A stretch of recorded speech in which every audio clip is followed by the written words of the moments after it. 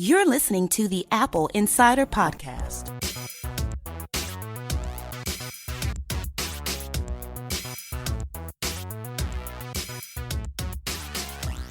Welcome to the Apple Insider Podcast, the only place you can hear myself and William Gallagher. Yeah. And William Gallagher's in a bad mood. That was third person, isn't it? Johnny no mean to kill ducks. William is in a bad mood because, it's time to sell my iPhone, isn't it? I've got to get rid of Siri. It's all going horribly wrong. It has all gone very horribly wrong. But good news, you probably can do that. In any case, I want to set up, we've got an interview with a good friend of mine, Brian Roemmele, who is a huge, huge proponent of what I've been calling and what he's been calling voice first as an interface. And we talk all about Siri OS, and what's wrong with Apple listening to Siri recordings and why they don't need to do it. Right. Oh, I've got to hear this interview. Excellent. Yeah. So buckle up. It's going to be a good one. I want to go ahead and before we do that, I just want to thank really quickly Omni Group because they've been so kind and sponsored this episode. OmniFocus is a professional to-do list manager that helps you accomplish more every day. That's their tagline. It's pretty awesome. So William, what are the benefits of OmniFocus? Oh, how long have you got? I got 3 seconds. I started out this morning with 28 things I absolutely had to do, and I went through OmniFocus reviewing what was actually important, what I could physically do, when I could do the other stuff. And just by working the list in OmniFocus, I went from a bit of a panicky start this morning to, yes, I've got this on top of it. I know I won't miss anything. I know everything will get done. And in my head, I am 100 times calmer than I was when I started. Right. That's what software can do for you. There you go. So lower stress because OmniFocus remembers everything for you. Better planning because they make planning and reviewing easy. And getting work done on time because it shows you what you need to do next. Now, OmniFocus for the web shipped earlier this year.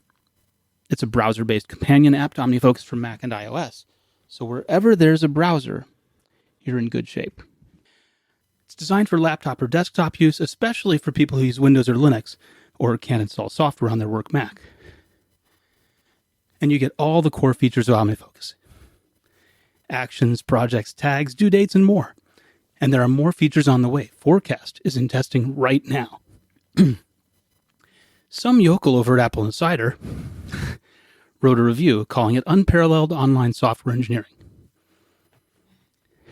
Who might that have been? I like him or her. Hey, let's not judge. Let's not predict. Yeah. It is unparalleled. I think it's an amazing. I mean, it's just a web version, but you look at it, and my lights. I mean, because I know OmniFocus so well, I've used it for years. I genuinely head jolted at how much the web one looks like the Mac one. And I've said this to you before. It is the Mac one. It's just instead of your Mac, it's one of theirs in Seattle. I think they are. And you're accessing it for that. Amazing stuff. And actually, you just said that thing about people who aren't allowed to install things on their work PCs and stuff. I have a friend who desperately needed a to-do app. OmniFocus was clearly the best one, but the greater portion of his time is spent on PCs. So although he had his iPad with him, he tried doing it with it. It just didn't work. So he's abandoned it, and I don't even know what he went to now. I think he's struggling without something. So I must remind him about the web one coming out. Thank you. Yeah. To learn more, try it out. Go to omnifocus.com.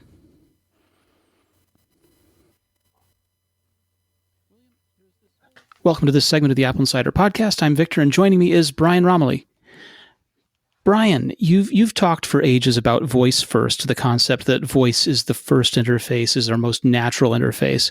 And we've been talking about this week especially, people listening to voice first devices. That's like Amazon Alexa had people that were listening to recordings to try and improve accuracy of interpretation of those recordings. Google has been said to do this. And this week, there was an article that talked about Apple contractors, not Apple employees, listening to recordings of people engaging Siri. So talk to me a little bit about the security implications for that and what we should know is going on? Well, Victor, that's a lot going there. Well, first off, thank you for having me on the podcast. I'm a fan of your work going back many years, and obviously we've talked before, so it's really an honor to be here. Let's see. How do we want to start this?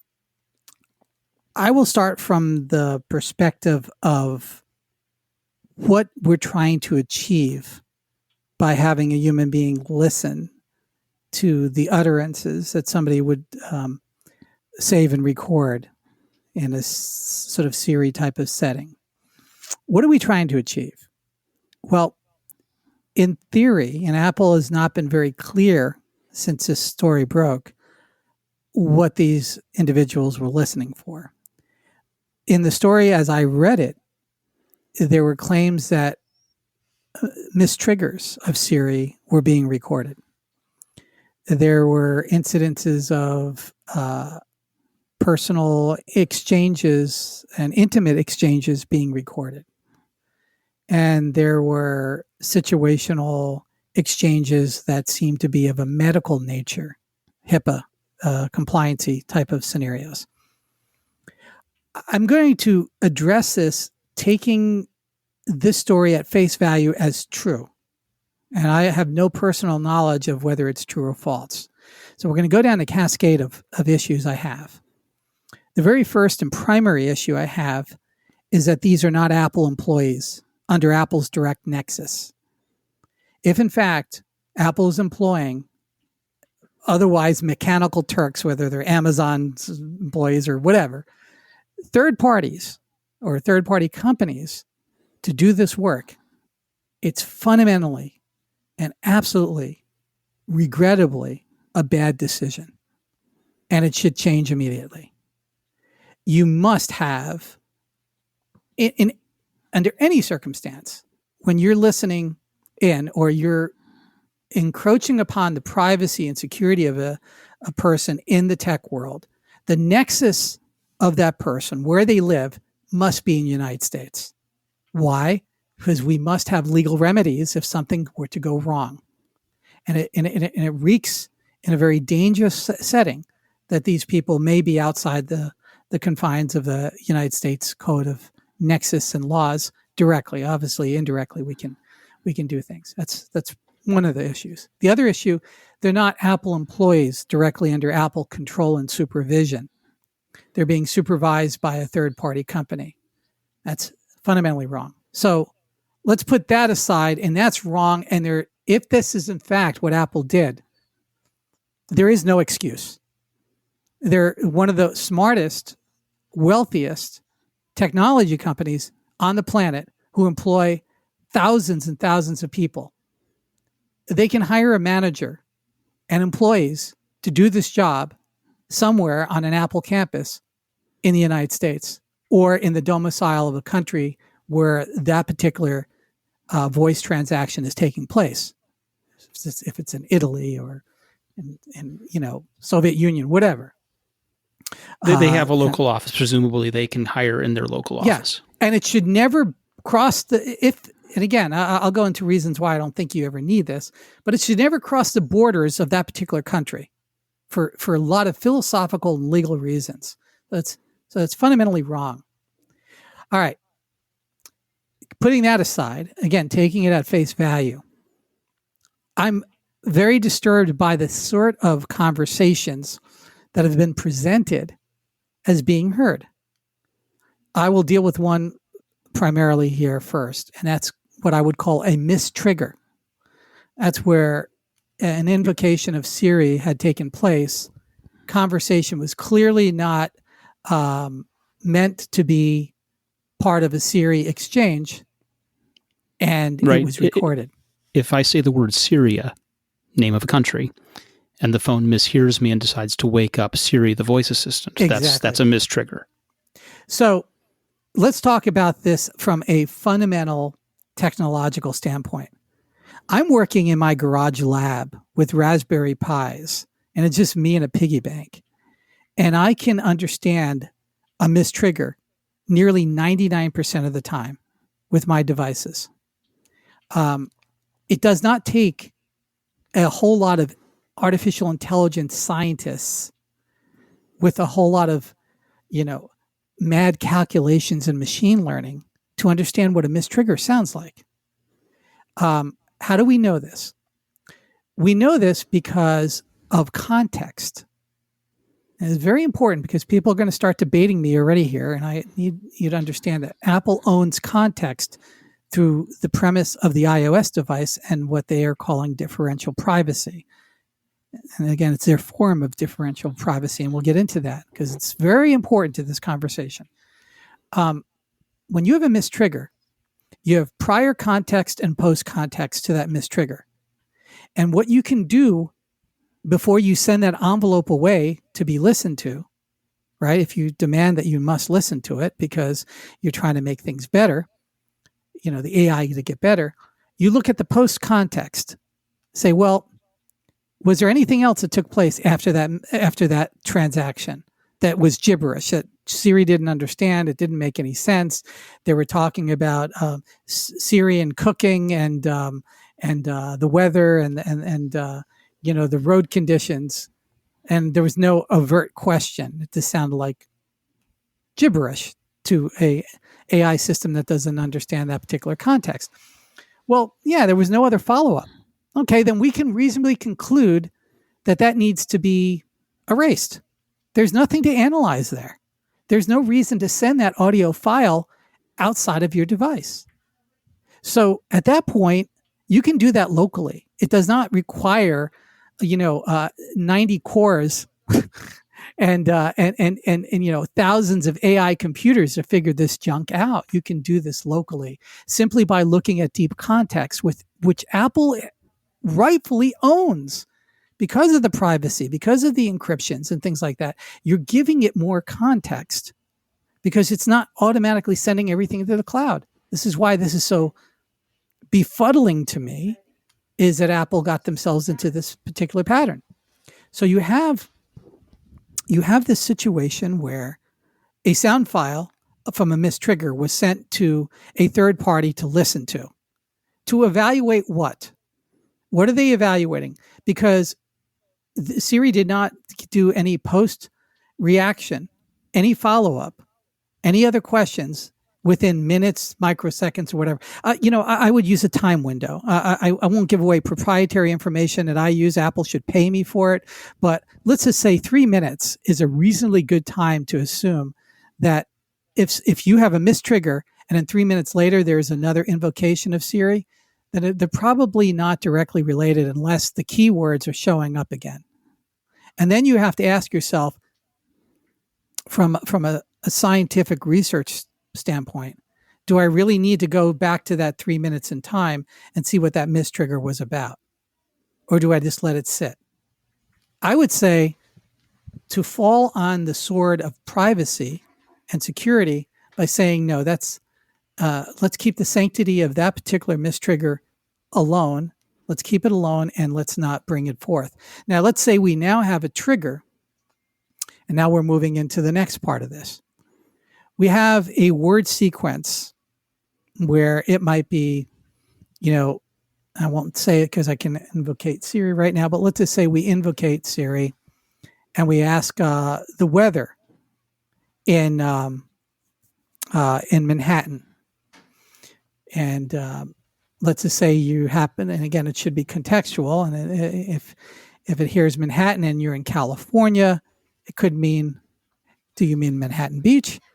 Or if you happen to be East Coast, maybe Manhattan as in New York City. You could ask that, or you could just derive that context. That's more about context. Where am I right now? That's location. So you have that context. What were the preceding Siri invocations? Nothing. It was kind of out of the blue. You can do other things. What time of day is it? Are you going on vacation? You can look at calendars. There's a lot of things that Apple owns in context that can inform. This is what I talk about, high contextual. You don't need general AI to figure this stuff out. You just need to have more context. As you get more context, you can be more exacting in your answers. So now let's just say it didn't give you Manhattan. It gave you the closest manhole or something. I can't say that these days. I don't know. Let's come up with something else. Give me something else. What's the weather? It gives you that response. Well, now you might want to say, gosh, that was a bad reaction for Siri that it gave the weather when the general weather for where you are now, like right here, it's in I don't know, Miami Beach, Florida, instead of Manhattan. Why did it do that? Well, we could go back and we could say, okay, we know it said the word weather. We know this person said weather. Do we need to send the recording of weather to anybody to analyze? And again, I'm not saying I agree with anybody needing to hear this. No, we don't. No, we don't. See, we can break down any series of invocations and commands into a sequence. And we could say, what is the operational parts of that? What did we get right and what did we get wrong?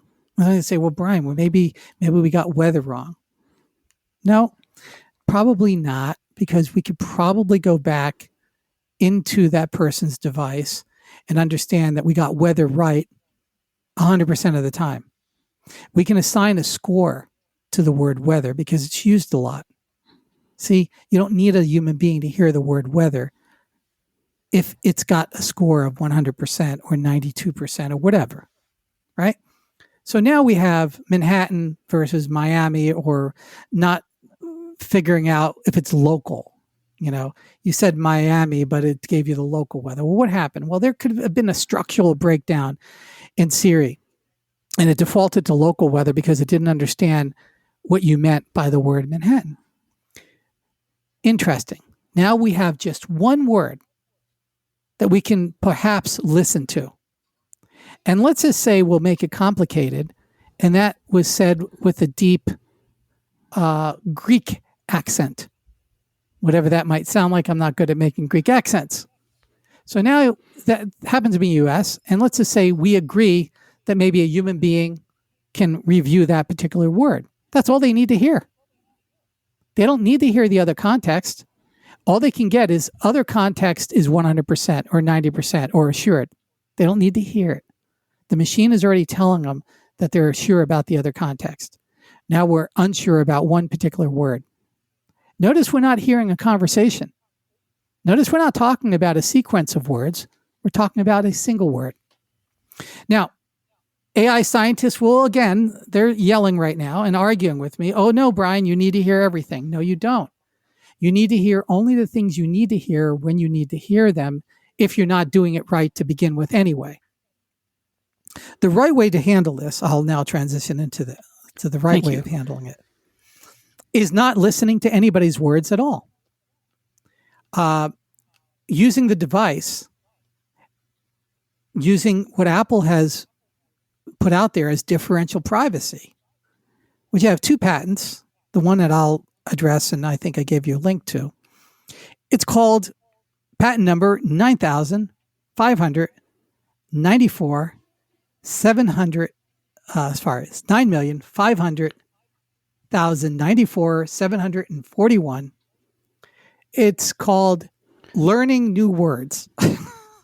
959 4741. Yes, I gave you the link for that. Yes.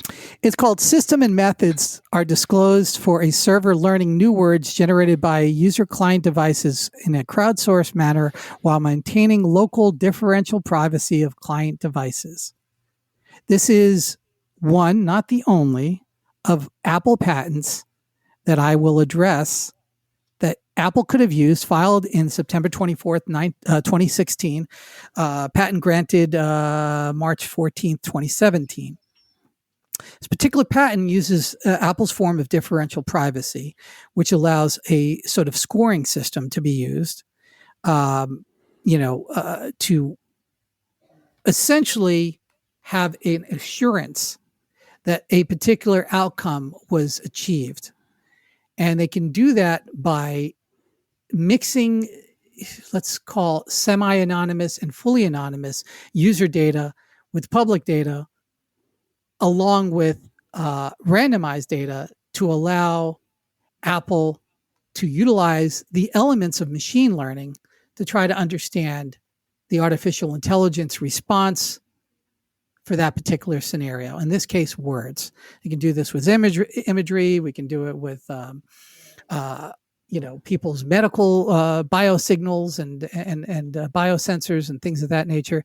But I'm going to focus primarily on words. They also did it in a patent called emoji frequency detection and deep link frequency, a link I've also sent you, which also uses a differential privacy sketch to try to understand how people use emoji and how to suggest emoji when somebody is typing in real time, otherwise known as Siri suggestions.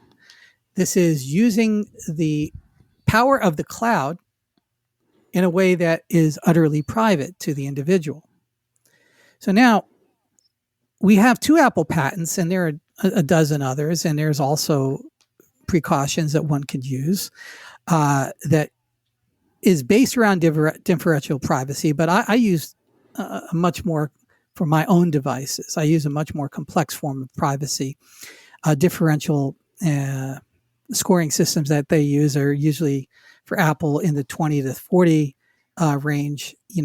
I'm more in the 1 or 2 range, and I can't get into that because of time, but people who want to study differential privacy and what Apple's doing, they really need to move their differential privacy numbers lower.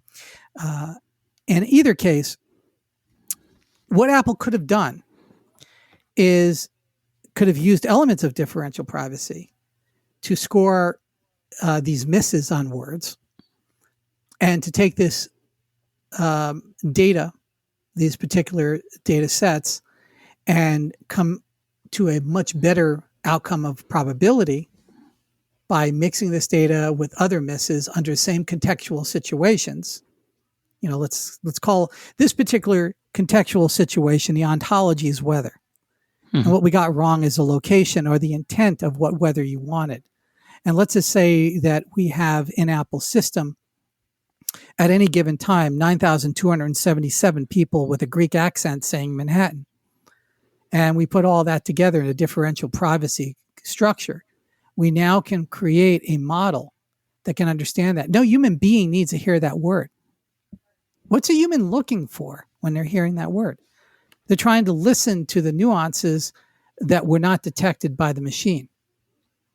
So it's sort of a cheat.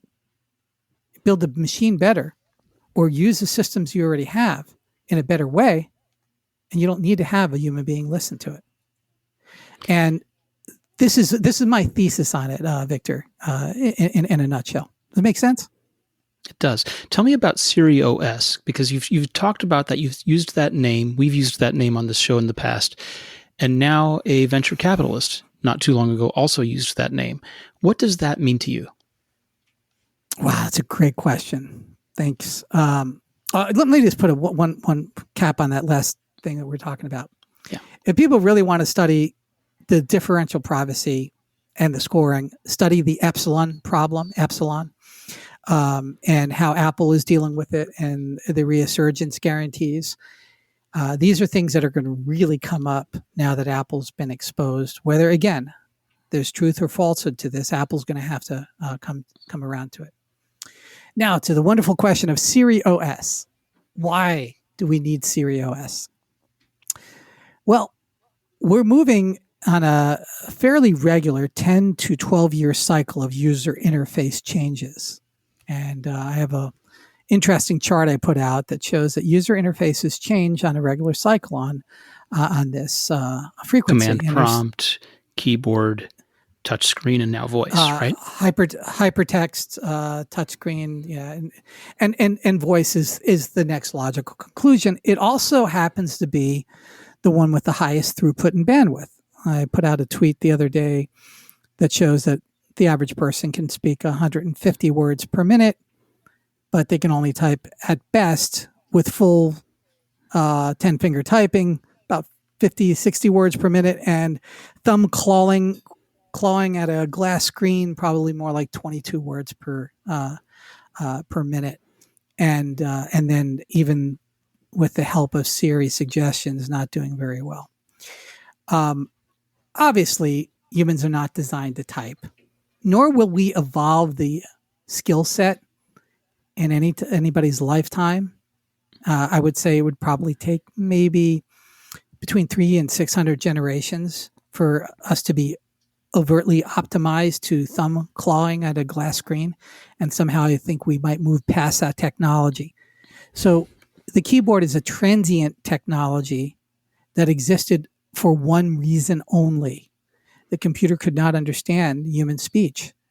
It was not powerful enough. The computer is now powerful enough to understand human speech. It's not powerful enough to understand on a grand scale every possible conversation any human could ever have with any device. But what it can do is understand the intents of about 90% of conversations humans would have with a device. And that's through context. The higher the context you have, the higher the likelihood the machine is going to understand what you meant.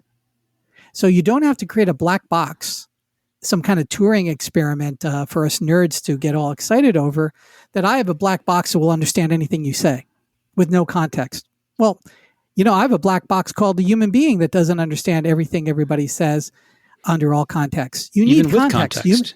That's right. Humans need context to understand anything. It's called word relativity.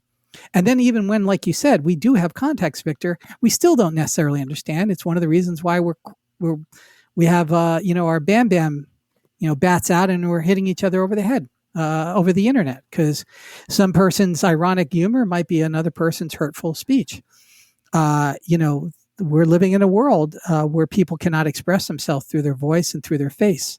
I'm not voice only. I'm voice first. Voice is an expressive communication system, but so are the 41 muscles and the micro movements of the muscles of our face and the gesticulations of our body and our movements. So this crude proxy of communication of text has not served us very well. It's a great archival system. That is no doubt. For archiving information, text is awesome.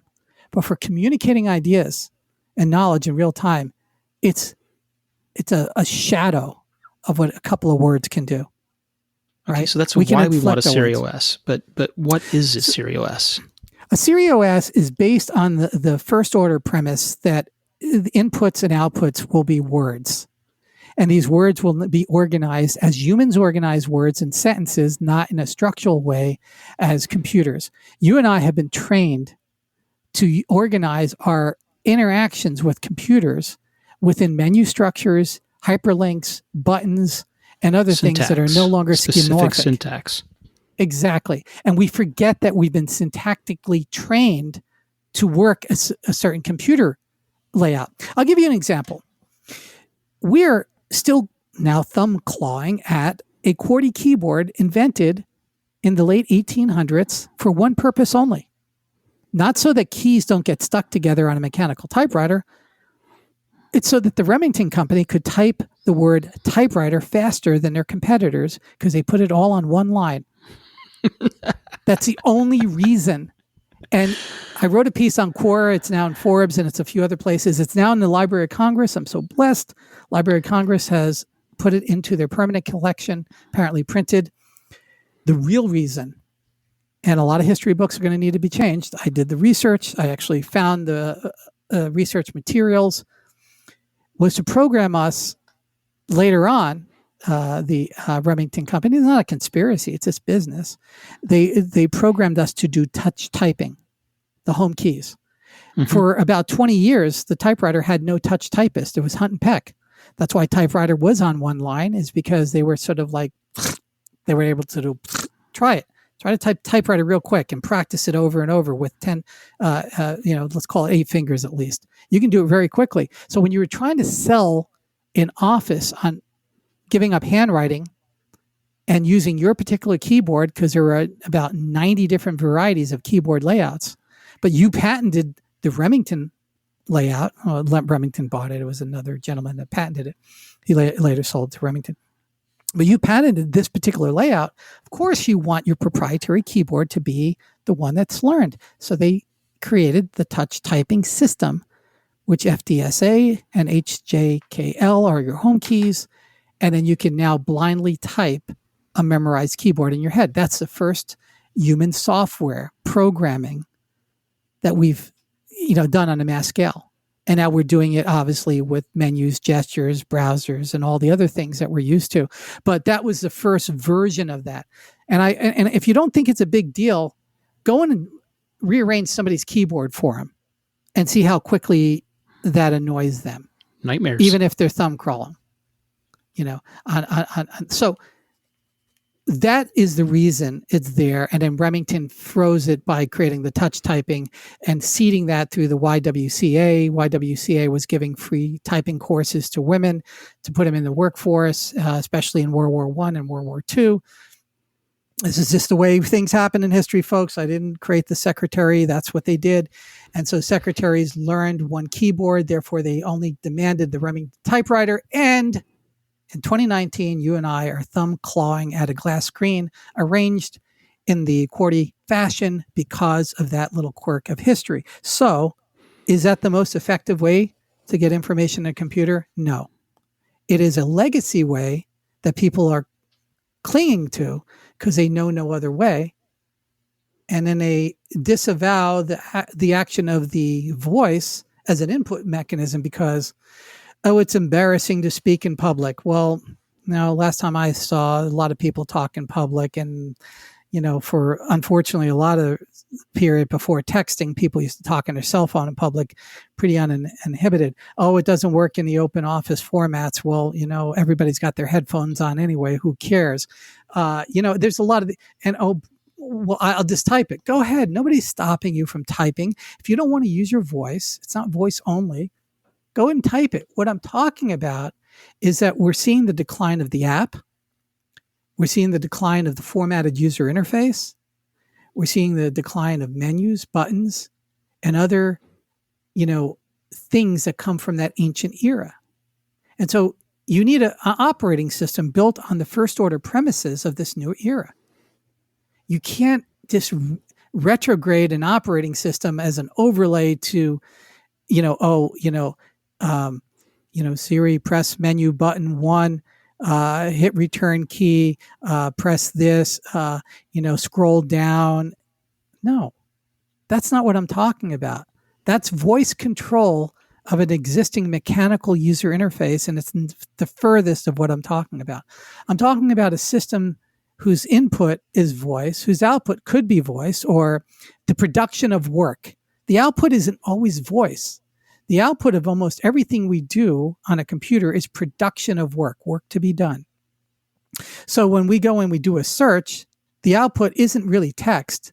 It is the results of that search that produce text that you must read. But do you need to read it? No. What if your highly contextual assistant reads it for you?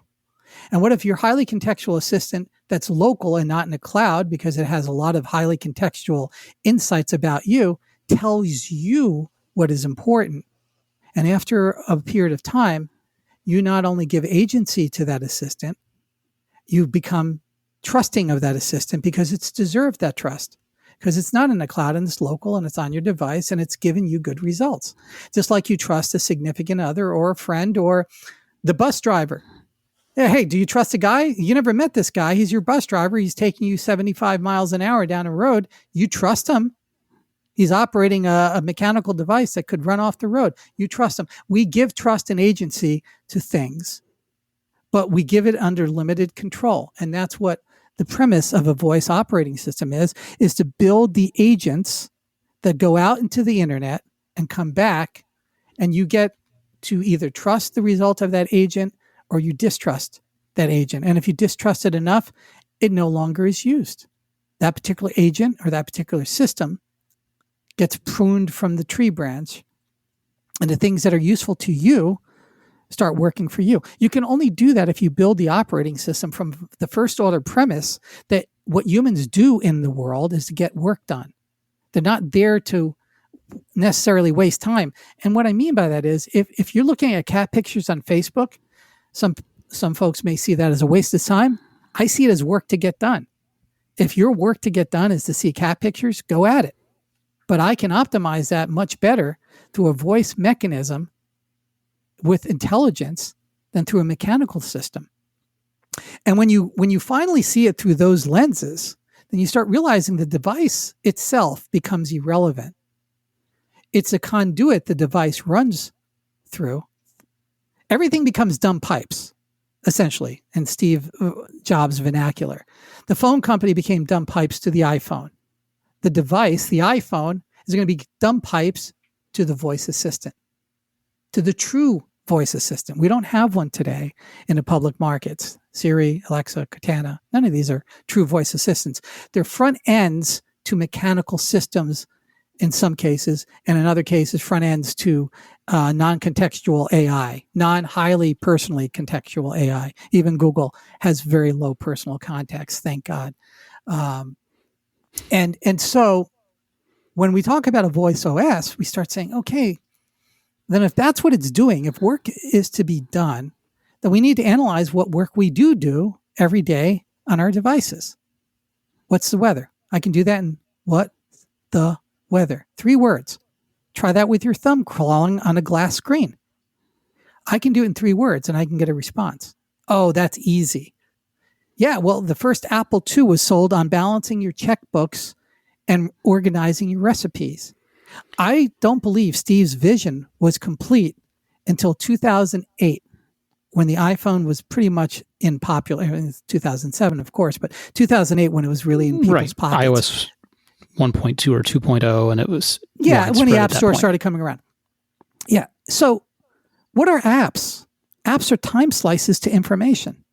What is information? Information is a work product from work to be done. So when you start seeing it, you start seeing, well, hold it. Really, all apps are doing is reorganizing information in a way that I want it. But why do I need to download an app? Why do I need to download a skill? Why do I need to invoke something? Why can't I just have a conversation? Well, it's not here yet. Well, I don't know who's telling you this. It's here. I'm doing it in my garage. Apple can do it tomorrow. You can have full dialogues with this system, with any system, if you build enough context. But here's the problem. It's a double-edged sword. The more context you give an artificial intelligence system, a voice-first device or a voice OS, the more privacy and security you're giving up. More than you've ever done in your entire life. In the space of 6 months, 8 months maximum, I can know everything you've ever done or will want to do on a computer, right? And I can predict what you're going to want to do. I don't need to invent anything new. I don't need AGI. You have people running around saying, "Oh, Brian, I'm an analyst. I've talked to AI experts. You need AGI to do that." That's bullshit. That's a scientific term. All you need is context. The human being has 75,000 thoughts per day. 90% of them are the exact same thoughts that you had yesterday. In that 10% is a variable. If I analyze what you do every day on a computer with permission, and it's highly secured and it's highly local and it's not in the cloud and nobody can ever hack it, I can pretty much predict what you're going to do tomorrow. It doesn't require guessing everything you could possibly say. All we need to do is reduce it down to the logical conclusions. And if it gets it wrong, no big deal. It learns, just like a kid. You train artificial intelligence like you train a child with relatively the same outcome. It's an investment of time that will pay back dividends over decades. But it can't be in the cloud. It can't be listened to by third parties. It can't be manhandled and proliferated by governments or other entities that are curious. It can't.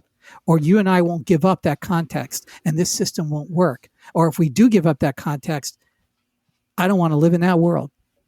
Because I don't want to live in a world where you, your wife, your children, my wife, my mom, my grandmom, all their context is floating around in the cloud for somebody to peruse, including their medical information, their personal, affectional information that apparently Apple has released to the public, or at least one person.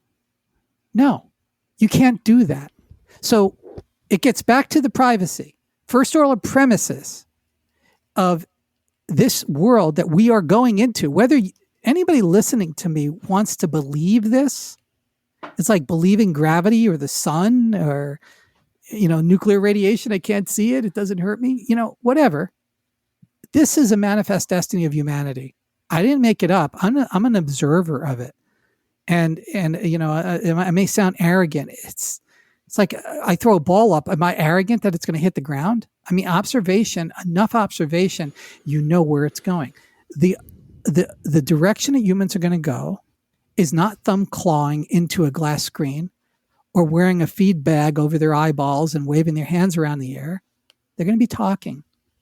We'll get over this little hump in historical times of thinking that we need to type each word one letter at a time when we don't think in letters. Victor, do you think in a letter? I don't think in a letter. Brian, I have to cut you off here. Yeah. I want to thank you very much for taking the time to speak with me. This has been great, and I hope we get to do it again soon. Yeah, we should do a part 2 because there's a lot more to Siri OS I'd love to talk about. Well, we'll do that. Thank you so much. So I want to thank Brian for being on the show. That was awesome. And William, let's talk about the Apple earnings call briefly. Well, we must do that. But that was really interesting. I love it when you get things like this. So we could talk about OmniFocus at the start. We had the great interview. I'm having a great time, and you want to sour it now by talking about how Apple is doomed. Doomed. No? Apple are so doomed. You know how doomed they are? Is it somewhere between very and it's all over already? What are we talking about them for? It's entirely over. Give up. No, Apple has earned $53.8 billion in revenue in record-setting third quarter. I mean, $53.8 billion in a quarter. Yeah, any other company in the world, that would be the headline, but it isn't because it's Apple. That's like 4 Facebooks in a year. Right. I'd have to save up for months to come close to that. So, well, clearly you're not working up to your potential. Maybe you need to use OmniFocus more. There you go. Other Omni products are available. Omni Outliner, by the way. Gorgeous. I'm disappointed in you, William. You really need to be doing a little bit more than that. I mean, you're not even earning enough to count as being one segment of wearables. No, but of all the things to be disappointed in me about, that's the one you pick. I'll take that. Yeah. Okay. I mean, the wearables revenue jumped over $5.5 billion in the June quarter. Wearables, home accessories jumped year over year to $5.53 billion. Yeah, but you say that like it's a good thing, and really, wiser heads than mine are saying no. This is it. Yeah, well, they're wrong. Oh, fair enough. Allow me to explain. Please. Years ago, people wore Bluetooth headsets and generally looked like fools doing it. There was an old Wired magazine cover that had a picture of Brad Pitt wearing a Bluetooth earpiece, and the headline was, "If he can't make this look cool, you never will." Or something to that effect. Basically, if Brad Pitt can't pull off a Bluetooth headset, neither can you. And what we've seen is, since the launch of AirPods, first generation, second generation, that we have people walking around wearing AirPods. Never mind that initially people said they look goofy. It's happening. It's a thing. People do it. It's totally become accepted. I think you're ignoring the groundbreaking work of Lieutenant Uhura in Star Trek.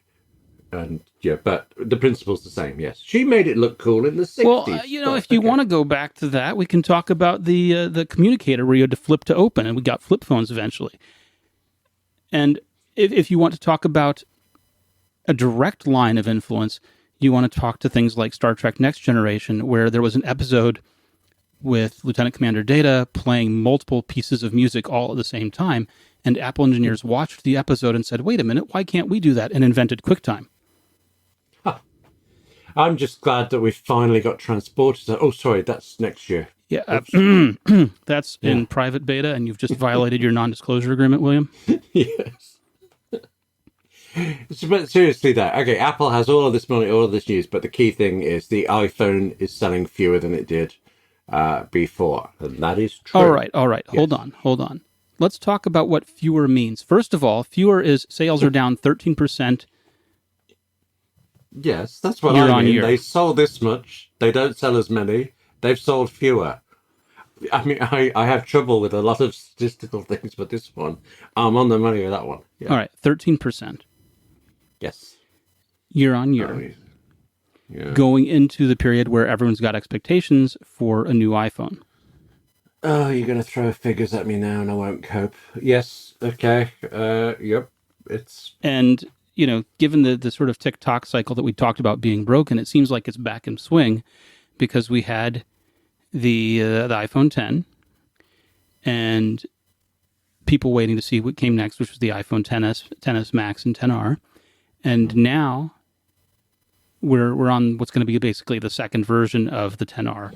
For lack of a better word, it'd be the S year. And so the question is, did people spring for the 10R and 10S in number that they don't necessarily need to buy this phone coming up? Or that they're just holding off in advance of the new phone coming up, which would make complete sense, wouldn't it? It would. There was a mention, Tim Cook made a mention in the earnings call about certain types of businesses planning to buy phones. It sounded like it was before the new ones come out. So I don't know what goes on with bulk purchasing in corporations, but for individuals, yeah, I wouldn't buy an iPhone today. Well, so one of the things that Apple has traditionally been very good at is stock clearing, so that when they are ready to launch a new model, there are almost none of the old model available. And what he's suggesting by that, I suspect, is that they have arrangements with corporate customers to buy up a large amount of that stock, probably at a discounted price, so that they aren't left with a lot of old phones on hand. That makes sense, yes. Okay, so you're not that fussed about the 13% drop? No. All right, okay. Now, what about this other figure, the fact that it's below 50% of Apple revenue? Do you care about that? Because I want to talk about that, but we should talk about something else in light of that. Apple's services revenue is up 13% to $11.5 billion. Yes. Wait, that's two different 13%. They must cancel each other out. Aha. That's not Math how boy here. I mean, is that how percentages work? Well, according to some articles that I've been reading, probably yes. Yeah. I don't think so. I mean, when we say something's up 13%, it's up 13% in relation to what it was a year ago. So services a year ago was 13% less than it is today. That's not the same 13% as the iPhone sales down year over year. You're just applying sense to it, and I don't see why you should do that when not everybody else does. Yeah. Okay, but let's get to the point here, which you started to raise, and that is iPhone sales are down, accounting for less than half the company's total quarterly revenue, and services are up. So there's a shift taking place. Now, you think that's doom and gloom. No, I'm being told it's doom and gloom. I think it's completely fine. You realize when you say this is fine that you are the dog sipping coffee sitting amongst a house on fire. There's a meme. There's a meme, but the idea is that the house is on fire and you're sitting drinking coffee saying, this is fine, this is fine. So the question is the house on fire? Rearranging deck chairs on the Titanic, that kind of argument. Oh, right, okay. Okay, well, all right, I feel endangered, but help me. Okay, well, so I think this actually is fine. I think this is not a crisis. For years, people said too much of Apple's revenue comes from iPhone. What happens when we reach peak iPhone? What happens when iPhone sales level off? When we've sold as many as we're going to sell and the market's saturated and that's it, what do? And Tim Cook said, well, we've got these services we're working on. And everyone said, yeah, you got your services. But what happens when it happens to peak iPhone? You're going to die, right? Because that's all you're going to sell and the sales are going to drop and you won't have anything else. And that's that. Well, what this shows us is that Apple is taking steps to make sure that the iPhone is not the one thing that can make or break the company. Now, people will say, and they're right to say this, Apple hasn't introduced a new revolutionary product since the iPhone or iPad. Right? Where are the great revolutionary products like these things that we don't have? You know, what's the next thing that breaks the whole thing open? And okay, I just need to cover the ears of my Apple Watch and my HomePod for a minute while you talk about this. Okay, yes? Your HomePod Yes. is driven by Siri, is in some ways quite dumb. So you better cover its ears for a moment, because your HomePod has difficulty understanding when different people are speaking and how to address those different people and associate, say, their different iMessage or email or calendar accounts with them. Your HomePod isn't really very good at setting multiple timers. HomePod, don't listen to the nasty man. It's just you and me. We're friends, okay? It's all right. Your HomePod, when you use it connected to Apple TV, if your Apple TV goes to sleep and it disconnects, doesn't necessarily want to reconnect on waking the Apple TV back up. There are a lot of rough spots about HomePod that need to be improved. There are a lot of rough spots about Apple Watch, although it's becoming much better. They are not the kinds of things people have in mind when they talk about where's the next iPhone? Where's the next product that's going to break things open the way iPhone did? And, you know, as Brian on our interview segment talked about, it's not the idea of VR or AR glasses either, because wearing those around is not going to happen, according to him. The thing that I think is hidden in there is that Siri has to get better. And if Siri gets better, then your HomePod becomes quite smart. But we're not there yet. What's happening is that Apple's got services, and those services include Siri. Those services include things like iCloud. Those services are going to include Apple TV channels, Apple TV Plus. They're going to include Arcade. And all of those things are going to help in terms of balancing these things so that one item cannot take down the company. The other, and Apple Card should be included in that too at some point. Apple Card is launching this August.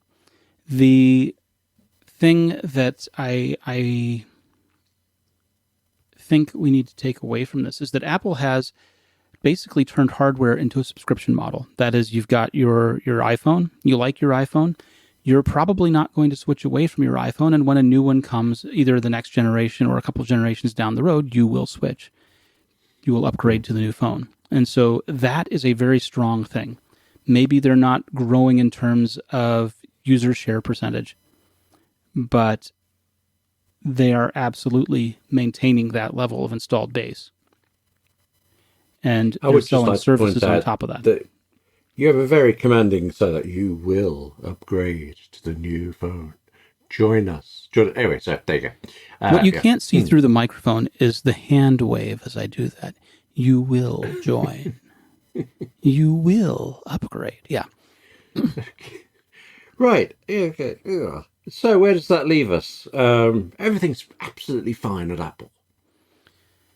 I think where that leaves us is that we have an interesting model that is working for Apple, that is going to continue to bear fruit, and that I think Wall Street is going to inevitably have to take a couple of cycles to catch up. You know, they were very doom and gloom on sales being down for iPhone and sales being down for iPhone. Now that iPhone accounts for less than half of the company's revenue, it's, and I should say quarterly revenue for this quarter, because obviously the next quarter where iPhone launches anew is going to be up.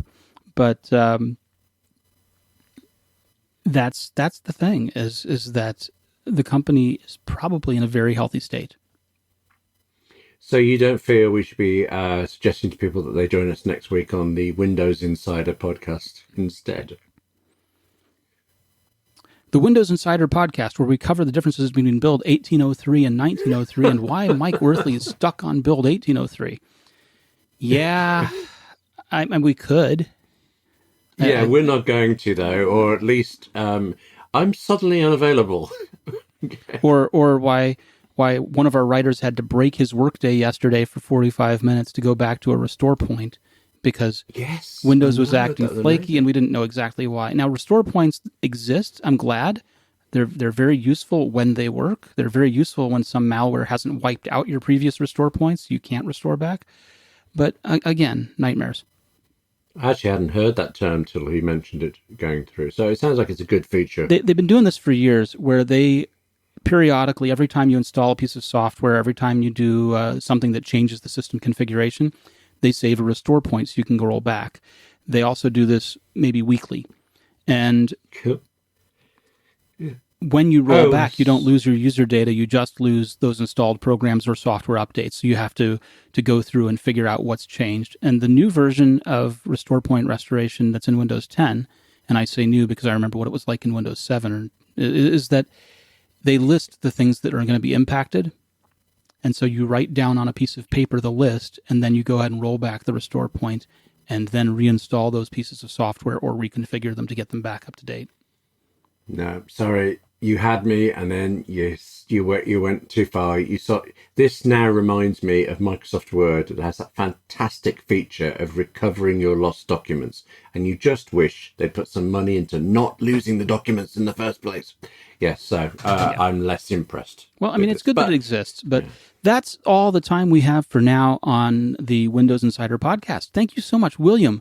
Where can people find you on the internet? I am going to be twitching about this whole Windows Insider idea for a week at W Gallagher on Twitter and on William at AppleInsider.com. I'm VMarks on Twitter, Victor at AppleInsider.com. Thank you so much for joining and sticking with us, and we hope you'll be back next week.